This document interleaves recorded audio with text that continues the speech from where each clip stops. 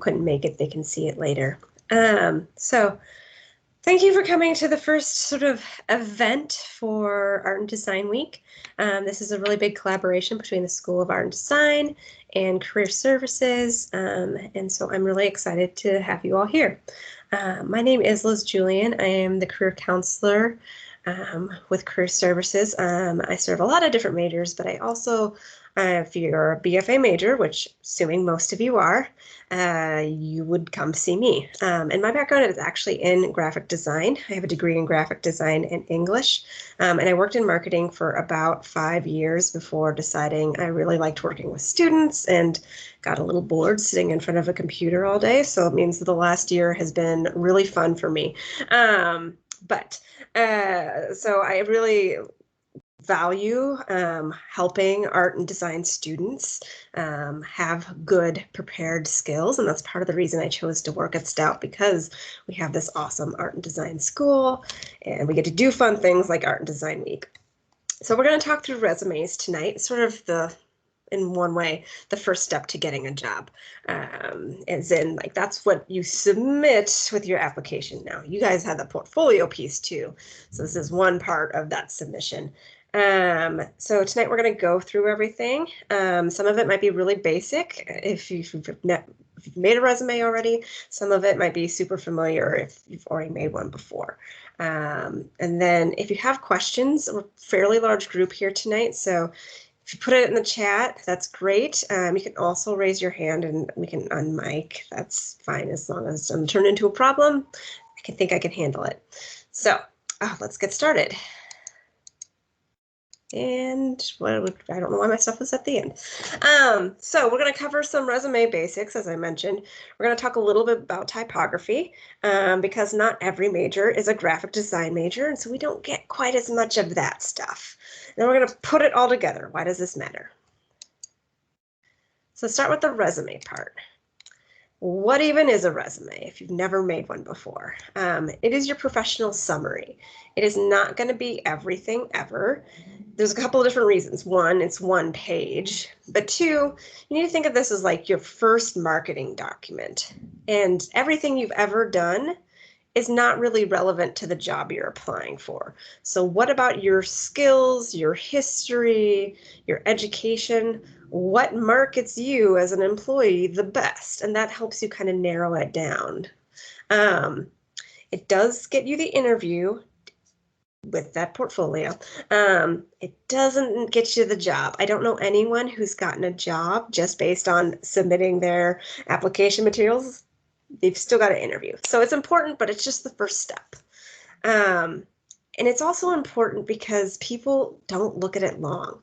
When I've hired before, you're flipping through things very fast. That first look through resumes, even if you have 100 applications, which is not a massive amount by any means, you're flipping through really, really fast. And I'm scanning, I'm looking for the basic qualifications, and I'm choosing yes or no. Occasionally I'll use a maybe pile, right? You want to be in that yes pile, because when I go back, I'll read it in depth. We certainly do read them in depth, but that first look is really quick. So you want to make it easy to read, easy to find what they're looking for, keeping it to one page, and what's going to sell your experience the best.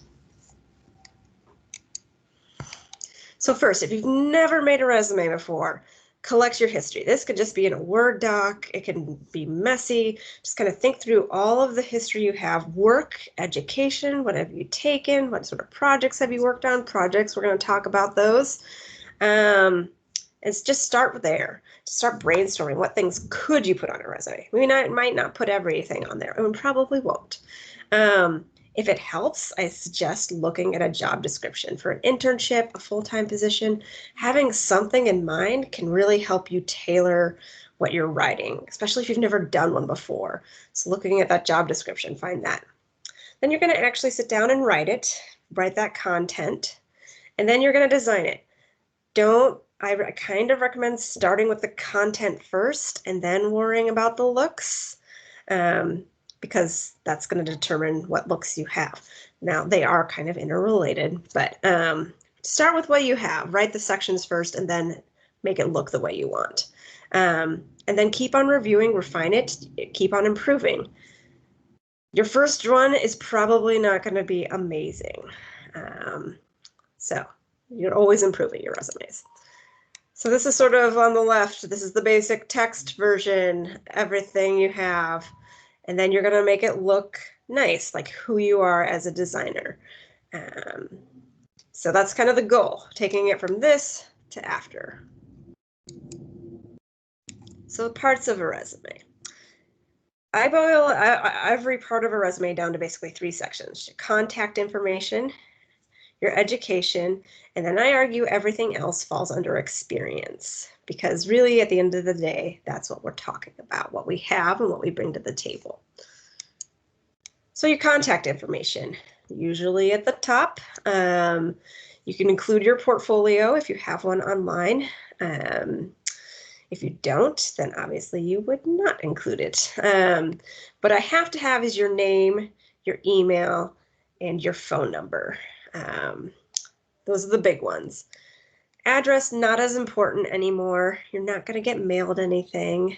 It can be useful to know, like if you're in the city state. So sometimes I see people do just the city state.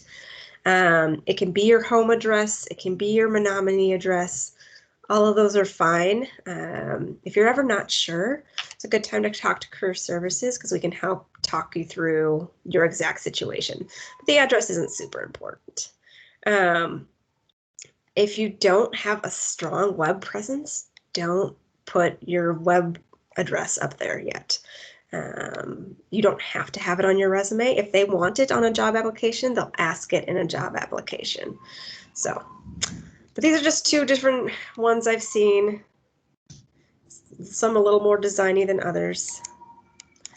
So next would be your education. So here, the only thing you do is where you have actually gotten a degree. So if you transferred in and you only took a couple classes, don't worry about putting it on your resume. You probably don't need to put high school either, but if you just started, if you're a freshman, or maybe even a sophomore, you might still have high school on there just because you don't have a lot on your resume. And then you want to work most recent backwards through time. So you want to do UW-Stout if you transferred in, or high school would be after that. So that's kind of the order for most things on a resume. Most recent backwards through time. So I have a question here. I've always heard that resumes shouldn't be stylized like this. Is it a different story for the art world? Yes. Yes and no. There's a lot about yes and no's for resumes. Overall, stylizing is okay if that is who you are as an artist, right? And I have a lot of examples here, and some of, like this one, just the education section, isn't that crazy. But the basic principles still remain. For graphic designers, I like to think along a spectrum. So I have my graphic designers over here, where this is basically your first portfolio piece. How do you lay out a page? How do you make it legible? How do you express who you are as a designer? And then I have my construction majors over here, where as long as it's legible, which still matters, and easily read, that's all that matters. If you're not a graphic designer, you're still closer. But you can do a lot very simply. It doesn't have to be super stylized, but it still can talk to who you are as a designer. Hope that kind of answers it. So, as I said, everything else I like to think of as experience. Most likely that's going to be work. So just like that education, we're working most recent backwards through time. When you write those, you don't use personal pronouns typically. I do have friends who do use personal pronouns and it works for them, but the standard is that you don't. If you haven't gotten a BFA yet, but are junior, senior, do you still put down high school or just leave it blank? It's a good question. I'm going to actually go back to that one because it's just the other screen. If you are working towards a degree right now, so say this MFA student was still working on it, you would say 2016 through present. You don't have to do your high school. It's just if you You want to get like 3/4 of the page full. So if all you have is high school, like we're really scraping for things, put it on there. But most likely there's other things you can put on there. But yeah, you'd say like 2016 through present or anticipated graduation date. They know that you're saying, I haven't gotten it yet, but I'm working towards it. Okay, so back to work. This is a really good example because this person is doing two different things. They are putting some freelance work and then they do some teaching on this. They do both of those things. You can have two jobs that are concurrently working when you're choosing what to put first, because again, most recent backwards through time, I'm trying to choose what's most relevant on there. So that kind of chooses my order. But you can do freelance work. Just talk me through what sort of things you've done. You don't have to do the names of the clients, just what are the projects? What things have you done? But here, anytime you can tell me particularly what you did and be particular, basically. So instead of just saying mentoring students, this person said mentoring students creating individual festival submitted 2D and 3D animated shorts. Like that tells me just so much more. We're going to talk about the bullets because that's a hard part. It's really hard to talk about these things. Can you put some gen ed on there? If you got some general education courses from elsewhere, I'm assuming. You can, but you might have more relevant stuff to put on your resume. So yes, but probably we'll find other things. Just not many hard and fast rules, which makes resumes nice and fun.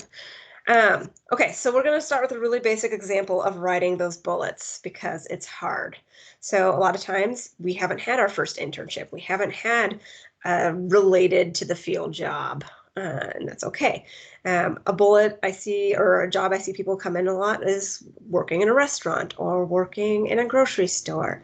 And if that's what you got, you can't change your work history in the past. Past work history you can't change. Change your future. So you work with what you have. And when you're working with jobs like that, you want to think through what are the big picture things I'm doing that are related to all sorts of jobs. And you're going to work those as hard as you can, and you can resumeify them. So if you're working in a restaurant, waited on tables. This is factually true. It's grammatically correct. So it's not hurting you, but if I'm not hiring you to actually work in a restaurant, it's probably not helping you that much. So it's like a C average bullet.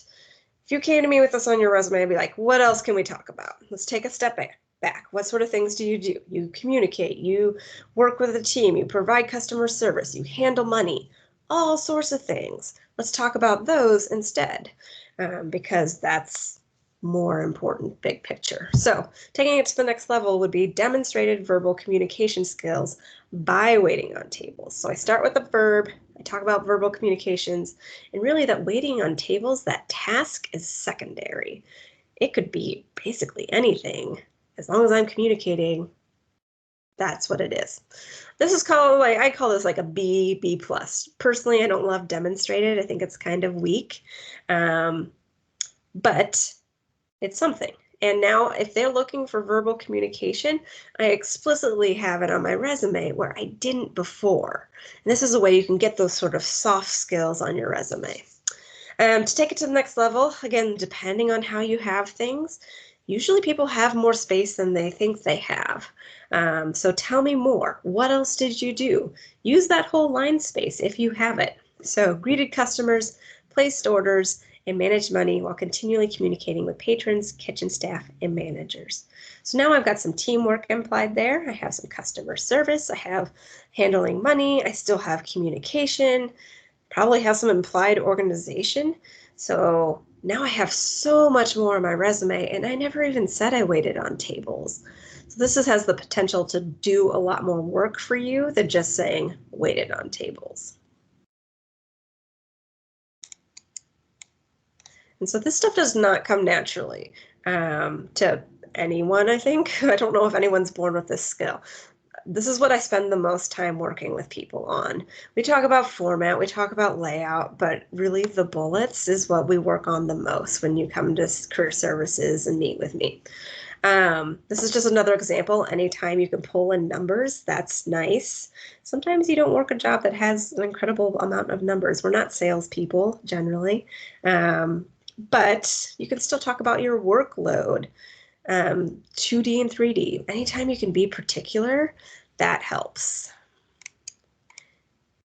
So here's another example. So completed first editing pass on articles.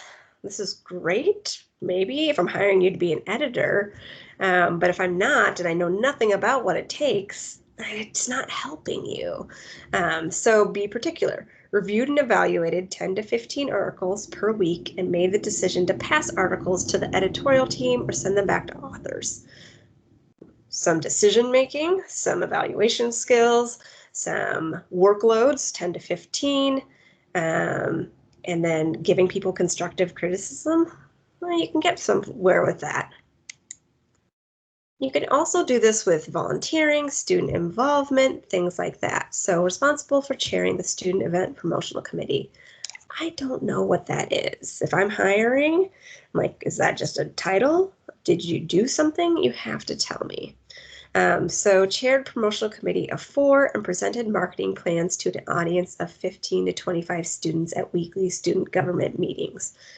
So I've got some teamwork and some leadership. If I need you to make marketing plans, bonus, you've been doing it.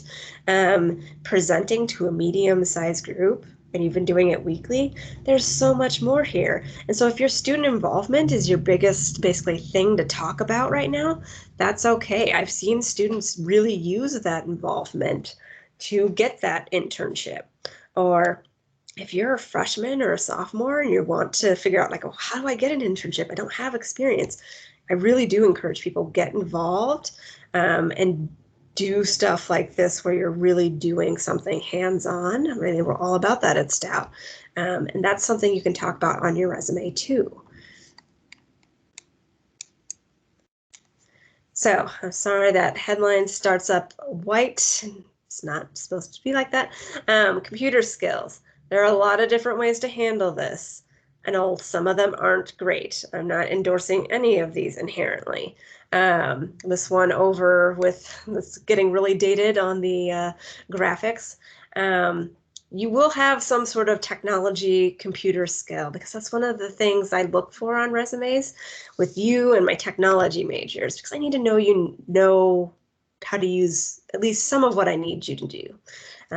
Or I can reasonably guess that you'll make a leap. But this one is a little difficult because, like, how do you know that you know 85% of something? And we're always sort of quantifying, like, I'm just getting into something, or I've been working on it in years and I'm super familiar. But it's just really hard to actually quantify that. So you'll see a lot of bars out there. And I don't personally really love them. Some people get really nitpicky, and now you've got to keep up your graphics because these logos are all super dated. Also, I would never put something that I know like 50% or less on my resume, because if it's on my resume, it is now fair game for asking about. So if I barely know something, I'm either not applying for a job where that super matters, like they don't want me to do web stuff, or if it is a job where they want me to do a lot of web stuff, I might not want to highlight how little I know. So just think through that. This one's doing the same thing without the numbers, I think. And that's why, again, trying to quantify that on your resume can be a little confusing. I think they're saying they know these like 75%, almost know WordPress, and these are like bigger picture skills, not technical skills. They know these really 100%, which I don't even know if you can know social media 100% because it always changes. But I like the look of it. I just don't love the yellow. This one is another way to do it, which just eliminates that as options and keeps it simple. They have a lot on here. They have a lot of software. And then they kind of have broken it down into related skills.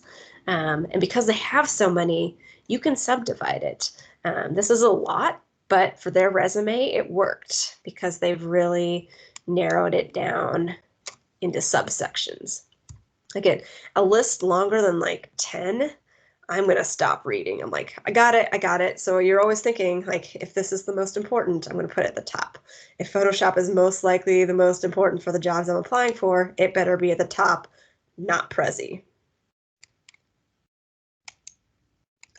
So some other sections you might have on your resume. These are some possibilities.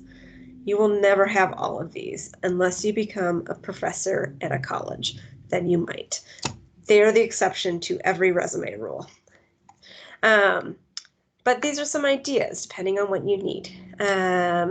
So I mentioned the computer skills. You're going to have those. Ones I see a lot are an internship experience. Maybe you work an internship and then you come back to campus and you're working on campus.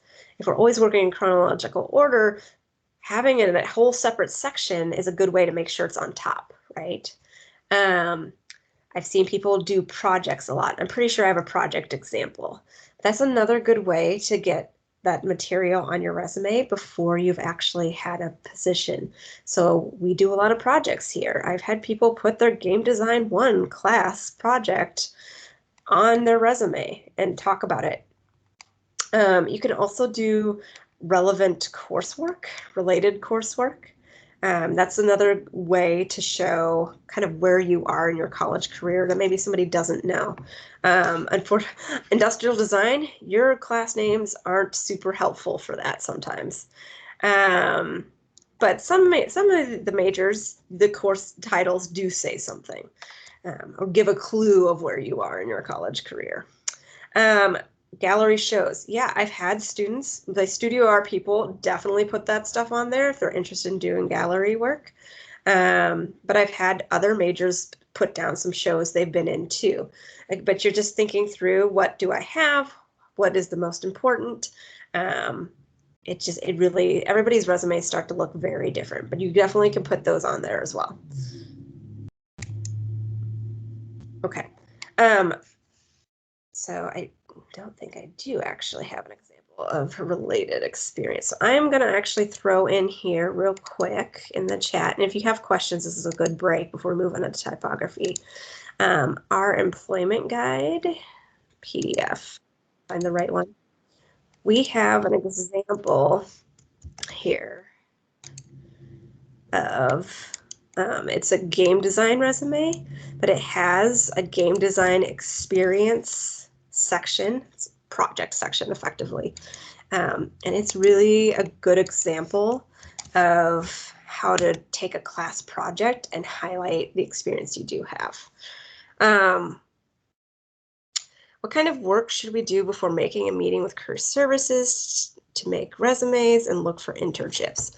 I recommend, it's easier to come with something for a resume. If you've never made one before, I certainly can walk you through it. But then we'll usually have a second meeting where we look at what you put together. So I recommend put together something first. It can be very rough in Word, nothing fancy, but it's easier to work from something versus nothing. In terms of looking for internships, just know, basically the conversation will start, what have you done so far to look? So I don't feel like I'm giving you the same things over and over. If you're like, I know it, I know it. So there's something you have to do before talking about internships. But just know what you have done. How has it been going? What are you looking for? I think is the big thing. What are you looking for? Because if you don't know what you're looking for, it's hard to have me help you find it. So, how do you get to the School of Art and Design YouTube channel? Okay, we've gotten some questions here. I will put that into the chat. YouTube School, UW-Stout, School of Art and Design. That was actually a really good question. I should have had that up in advance.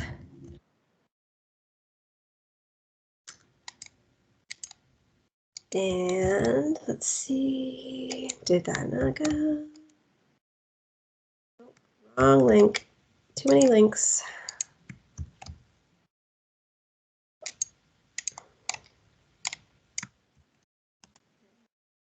You can also contact your ARCs for advice about starting a resume too. I've done it before and it helped me get started at least.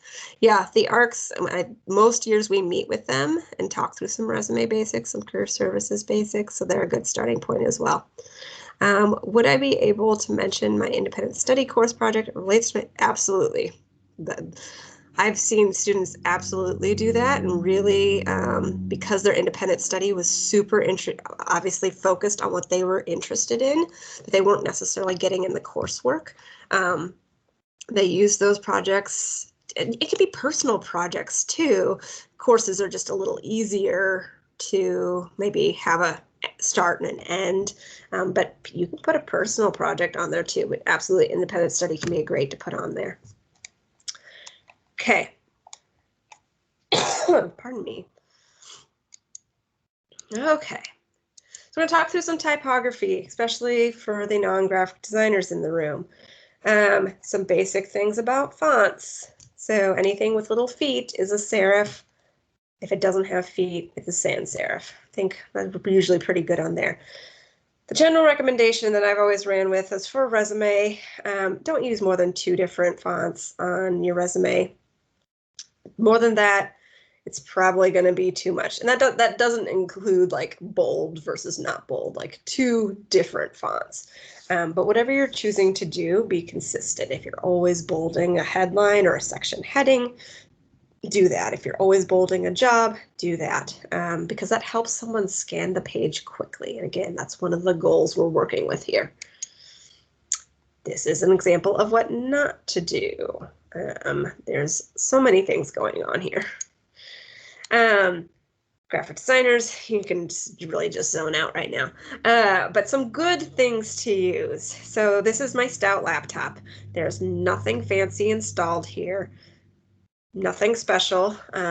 So the serif fonts that are on my computer are checked off. The ones that are not checked off exist, although most of you have Macs, but not all of you. So your list is going to look a little different on what's actually on your computer.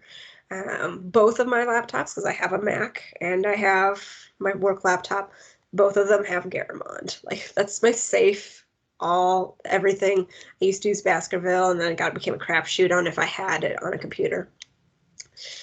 These are some sans serif ones that probably exist on your computer, at least a couple of them. All of these look good and are easily usable. Most computers have them already, or something that will work for you. So you don't have to go out and get a special font. Just don't put it in Times New Roman. Not because Times New Roman is inherently bad. We're just so used to looking at it, and so used to looking at it in a paper or writing context that your eyes are just instantly bored.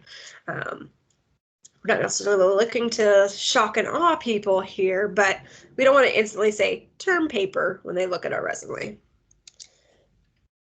Okay, so think about your spacing. I mentioned how you can get a lot more on your resume than you think, but you don't want to cram everything so tight that you can't read. So that includes in between. Too many lines between, and it's going to look like a term paper. So don't do that either. Enough room to breathe, but it's not going to eat up too much space. Also think about spaces like next to things. So like these are 2 columns here. I wouldn't have these lines rammed up right next to this line because it's going to make it really hard to read. The formatting I've seen the worst on from people, and have not been designers for one, but have been people who have not thought about their spaces. Like, they've tried to cram too much in. It's very rarely not enough. The format's not an issue when there's not enough. But cramming too much in does become an issue. You can, if you're, especially on those headlines, like if you're doing something up at the top, think about the spacing between your letters. Like, this is getting into some really nitty-gritty stuff. The space between the letters is called kerning. So if some reason my first name had war in it, like, I would want to adjust that because that W is really far away from that A, and it looks weird when it's big. You don't necessarily notice it when in your paragraph text, but that stuff at the top where it's your name and your contact, you might notice things like that. And those are some things that can say, like, hey, I pay attention to the details, and that's what's important as a designer. I'm sorry, guys. Okay, thinking about spaces. I see one of these way more often than the other. So the line, the text here right at the end is a widow.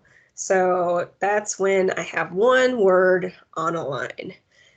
One, it looks like things are going to fall over, but even ignoring the visuals of it, this is a waste of space. If I'm limited on the space I have on my resume, and I have just wasted this whole line for one word, I'm going to go back and either reword things so it all fits on this line, or if that just won't work for whatever reason, I'm going to write more so it goes at least a little further into the line.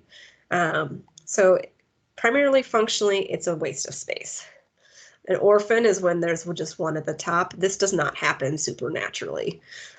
You'd have to, something would be going on here. This one does happen naturally. So one of my, I don't know if it's my favorite thing, but an easy thing for me to do is to go on your resumes when I'm meeting in person and say, ooh, let's correct this one. Let's get rid of this. We have more space to work with. Let's work on this. Okay, some last resume suggestions. So update it for every job. Because it's getting scanned really quickly, that's going to help you tailor it, especially if you're applying for things that maybe are a little different. If you're applying for the exact same basic job, it's probably not going to change a lot, but at least take a look at that job description and try to figure out, maybe there's a better way to phrase it, or they really want this program. I don't have it on my resume, but I do know it. I should put it on there. If you're looking for a little bit more space, the normal settings when you're in Word are an inch around the page, and you can adjust that down to 1/2 an inch. So 1/2 an inch margins are okay. You can also go as small as 10-point font. Smaller than 10-point is really hard to read. Know the standards for the job in your industry. Like I mentioned, the graphic designers, this is their first portfolio piece. Game designers, looks matter, but you're not a graphic designer. Industrial designers, you're not a graphic designer, but your looks still matter some. But the overall goal for everybody remains. Can someone read it quickly? Can they figure out your skills? Can they figure out your abilities? And say, yes, I want to talk to this person. When you submit it, unless they tell you otherwise, do it as a PDF. You don't need to stress about what you name it too much, because most likely when it gets in their system, they're renaming it however their standards are anyway. So just go first name, last name. That's completely fine. There's not a magic trick there that'll help you get a position. And then lastly, make sure it's checked over. So it's so easy to miss your own typos.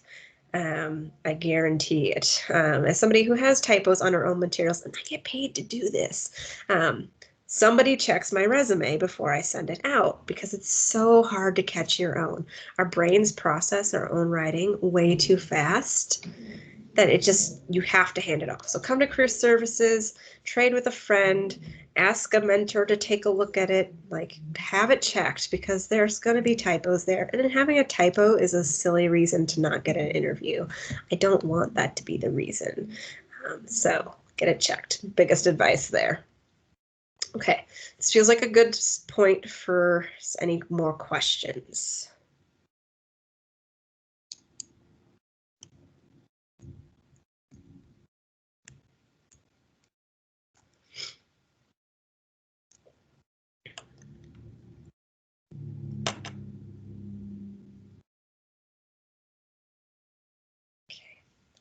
While we're thinking, I'm going to throw in the chat what I did actually prepare to throw in the chat.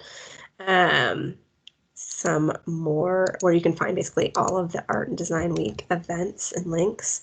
Obviously found this one, so a lot more events coming up this week.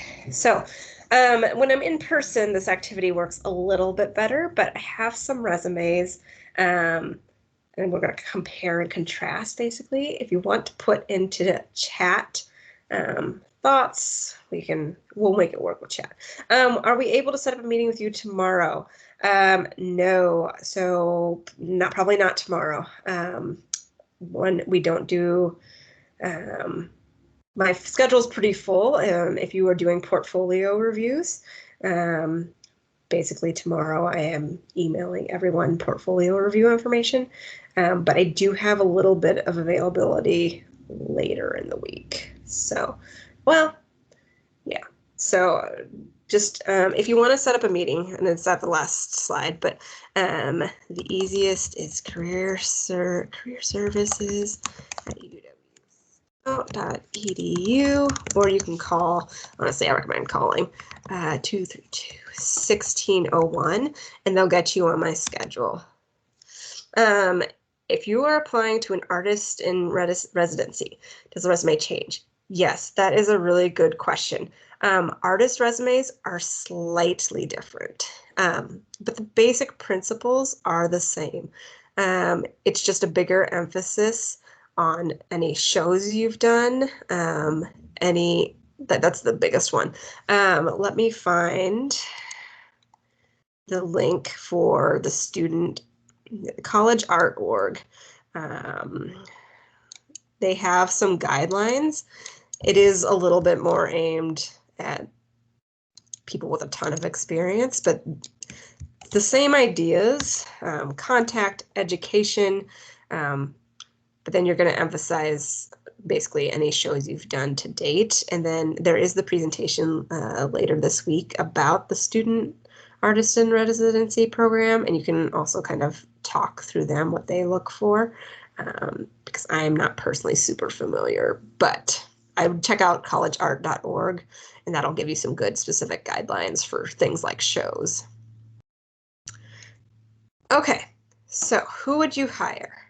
So we have two different resumes here. We'll start with the question that I get a lot. Color. Can I use color? Yes, you can use color. There's not a problem with color. You don't have to.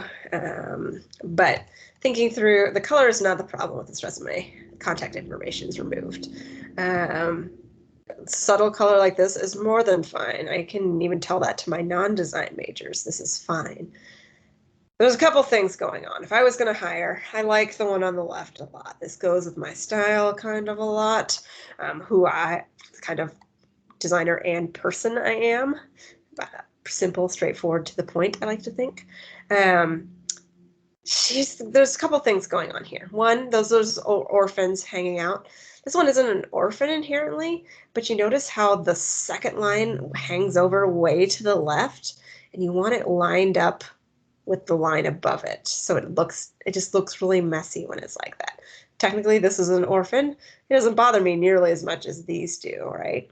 The other thing I circled down here with references, portfolio available, recon request. One, her portfolio is up here at the top, so it's already there. And employers know that if they ask you for references, you'll get them.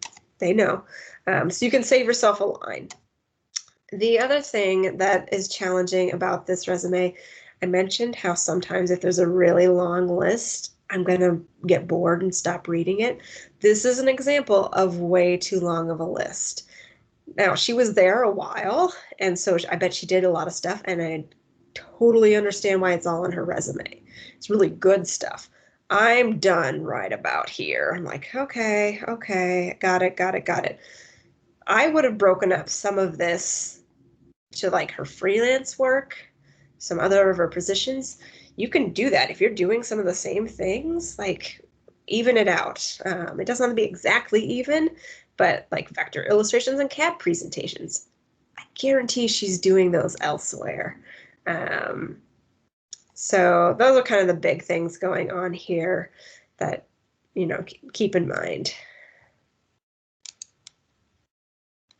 So these two, the one on the left, so the things I have circled, Cortana study abroad stipend.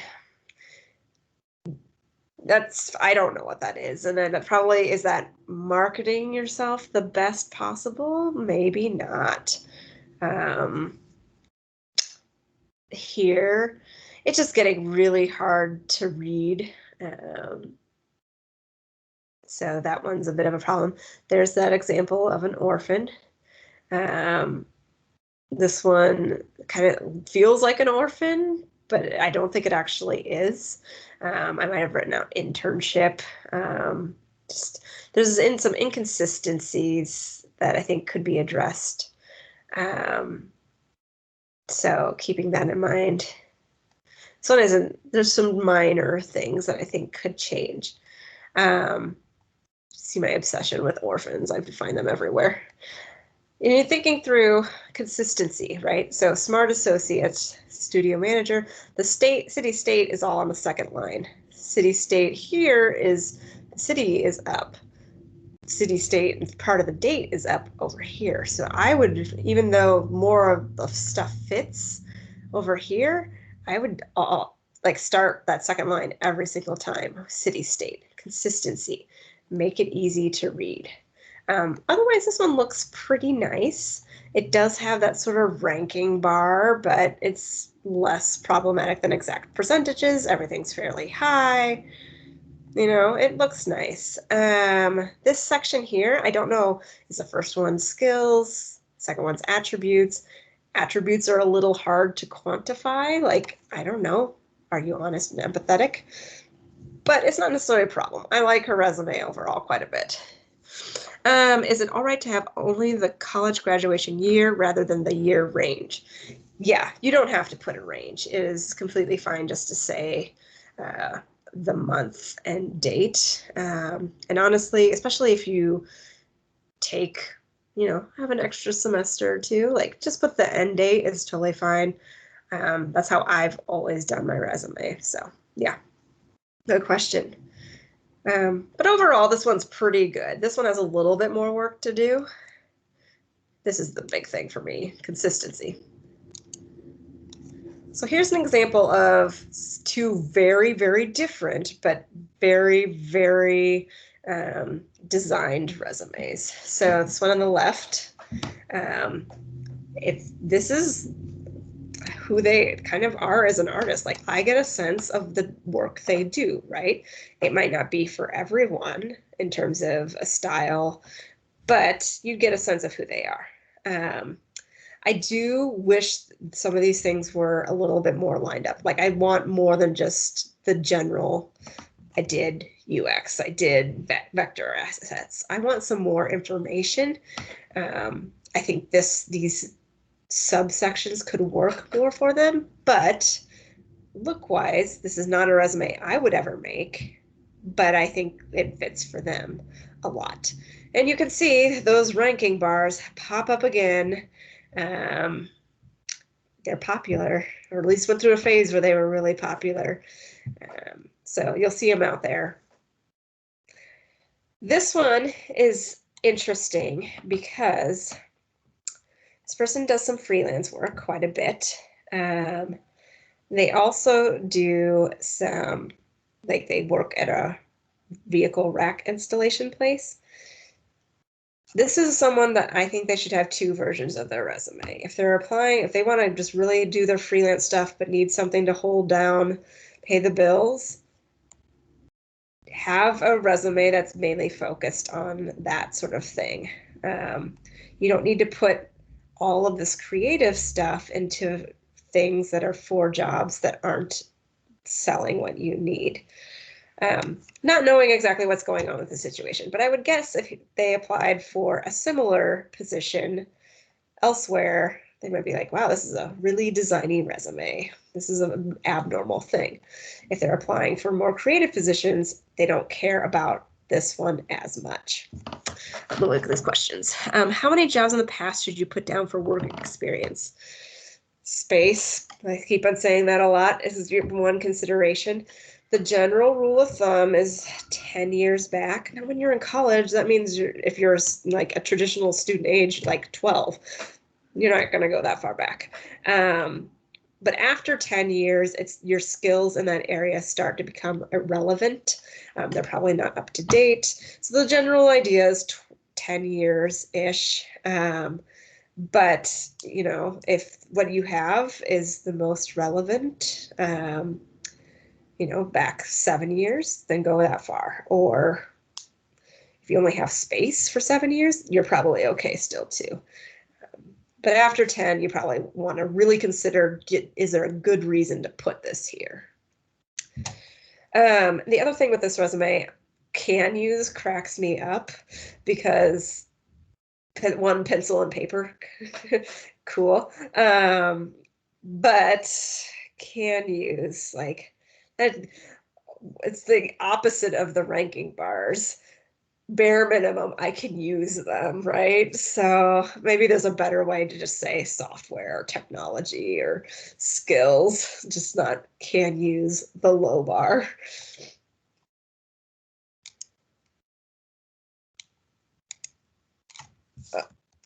The other thing with this resume, Brandon's, maybe he wants to work at a vehicle rack company as their designer. So in that case, this resume would make sense. There is a chance that that is an actual thing. But overall, if I was applying for 2 different types of jobs, you could have 2 different types of resumes. Very normal. Okay, and I think my last one's here. This one on the left, Jordan's. We even have an example kind of like this where it has just sort of summary, a big picture of what you can do, highlights, but this is like half the page. If I only read that top half above the fold, graphic designers, I'm missing out on the skills, I'm missing out on the work, I'm missing out on everything else. This is all good, but I really like seeing it in context of what jobs. So I would, if I was sitting down with Jordan, I talked through, can we put these things with the jobs that you've had? Because then it feels like you're defending it a little bit. There's some context, like I can go talk to Tri North Builders if I wanted to and talk about your work as a graphic designer and you did some branding for them. Right now, branding, don't know who you did it for, when you did it. There's no context. But otherwise, this resume looks nice. It's designed, but it's also nice and simple. Simple doesn't necessarily mean badly designed or not good. Just this represents their style. This one's pretty good as well. You can see those bars popping up again and again, something that you're under half probably don't need to talk about. And this one gets a little confusing because they have the software, then they have those sort of field-specific fields. I don't think these are supposed to be ranking bars over here. They're supposed to be like look for pretty, for lack of a better word. But because there's ranking bars up above, mentally these become ranking bars when I think they're there for space. So just thinking through those things, like what am I implying when I do this? I don't think you're implying that you know freehand drawing least necessarily, or photography and lighting. But otherwise, I like this one. I think it's nice. You get an idea of who they are as a designer. Do you have any more questions? I think we're at the end of the sort of presentation part.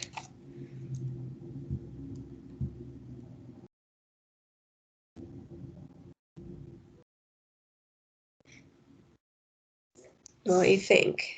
Like I mentioned, this is sort of our first event for Art and Design Week. I put into the chat the link for where you can find everything. We have so much, I couldn't fit it all on slides, but I just kind of did a highlight of each evening, what we have coming up. What about including languages on your resume? Yes, if you know languages, put them on there. You do want to quantify a little bit where you know, how proficient you are. When I sit down with students, I have a website. Let me see if I can find it in 2 seconds. Basically, it tells you how to, quantify language proficiency, because I always blank out in the moment of how to say. But basically, like, limited working proficiency or native or bilingual. Like, give some people some idea. But you definitely can have a language section. Sometimes people will throw it in with their skills just based on their resume, what makes the most sense. Anything else?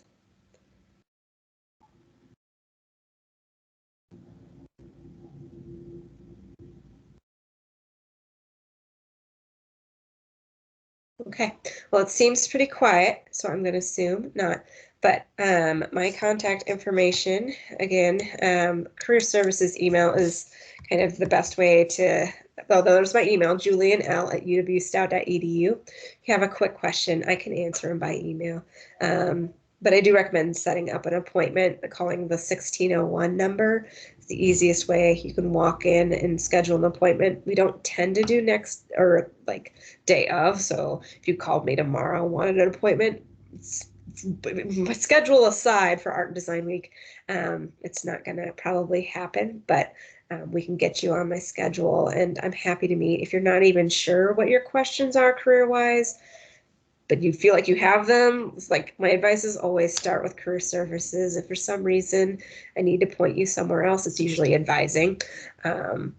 Occasionally international services or occasionally financial aid, but I can usually get you in the right direction. But if it's career related, it's almost always you want to talk to career services at least first. So thank you all for being here tonight. I hope you get outside and enjoy the nice weather just a little bit longer before we get some rain tomorrow. But